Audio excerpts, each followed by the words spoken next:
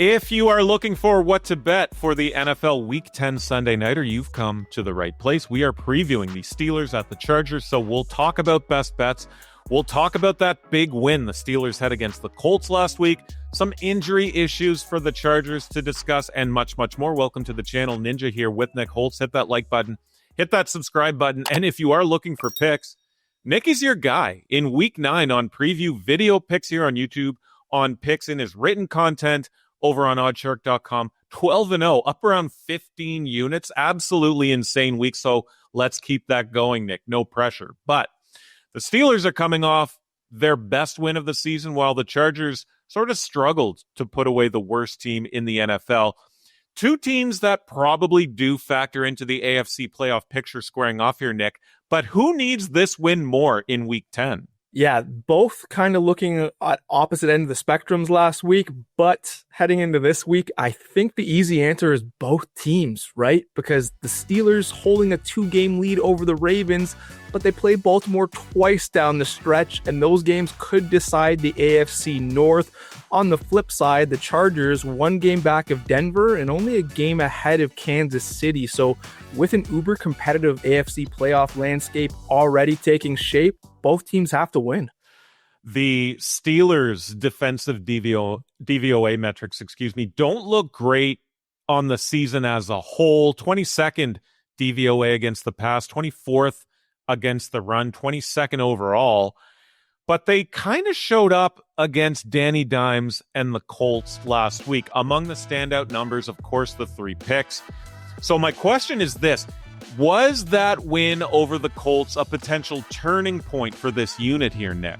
Well, if you're a Steelers fan, you certainly hope so, right? A team that's giving up over 4 yards per carry on the ground and allowing a success rate close to 45% against opposing rushers.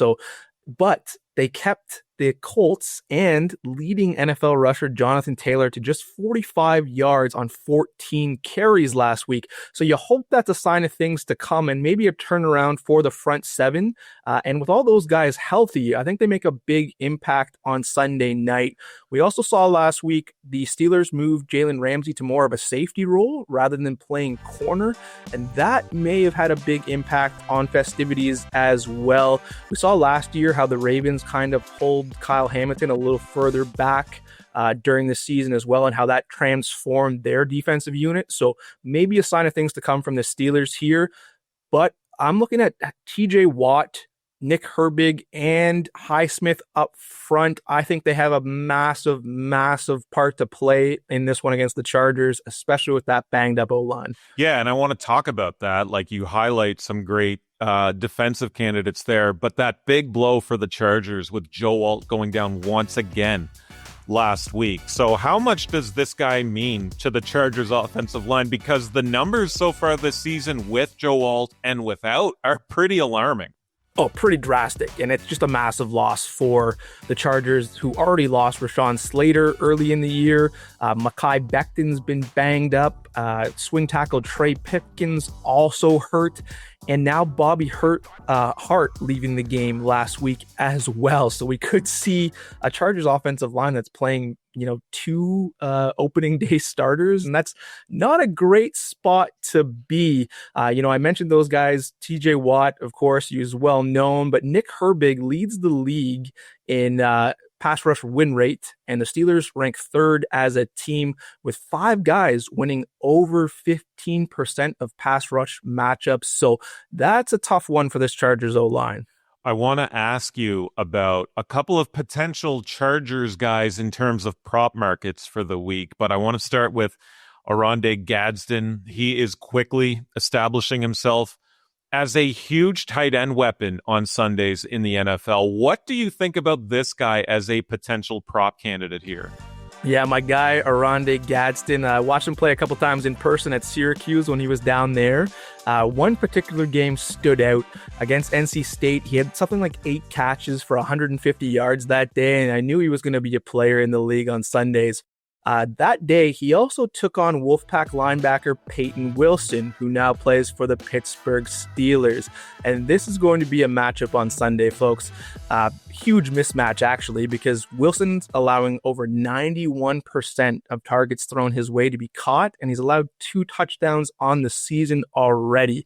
Next to him, the Steelers have Patrick Queen, who's allowed a completion percentage of over 75% in coverage for another 2 scores.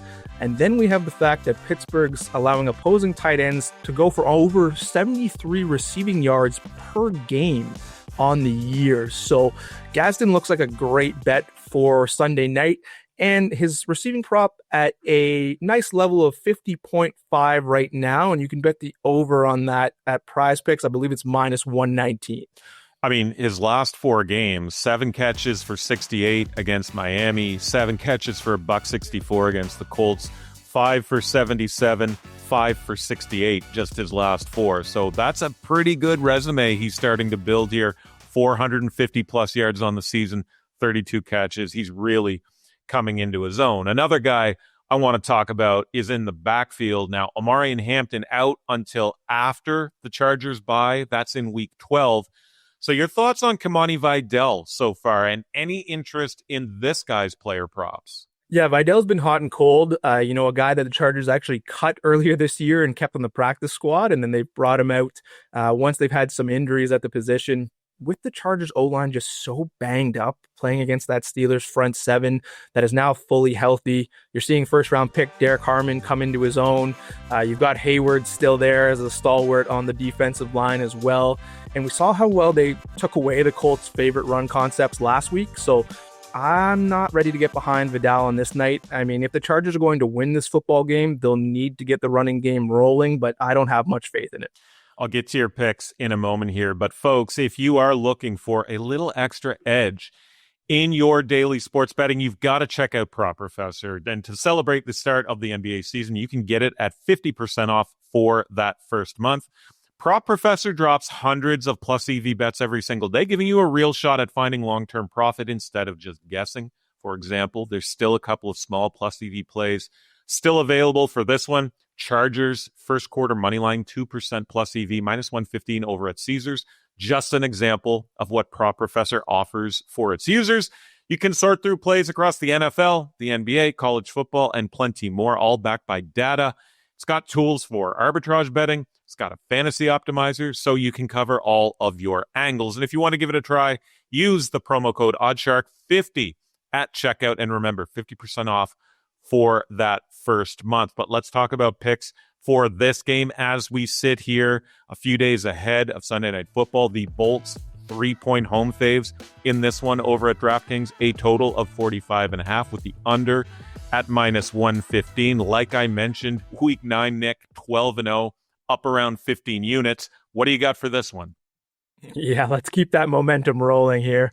The Steelers 7-1 against the spread in the last 8 trips to visit the Chargers. They're also 11-4 overall in their last 15 against LA. The Chargers' banged up offensive line makes this a mismatch to me. I mean, the Steelers' talented front 7, I think, eats on Sunday night.